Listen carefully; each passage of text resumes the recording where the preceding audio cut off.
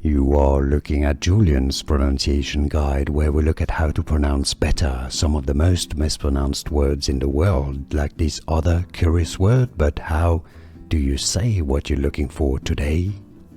Buongiorno. We are looking at how to pronounce this name in Italian, as well as how to say more names, like this one, for example, from Italian that many get confused by. Stay tuned. Romeo. Romeo is how you say it. Romeo. So Romeo rather than Romeo.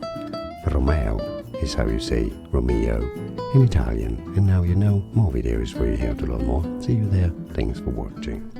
Here are more videos on how to pronounce more confusing words and names too many mispronounced. Like this video if you found it useful. I appreciate your support. I'll see you soon and thanks for watching.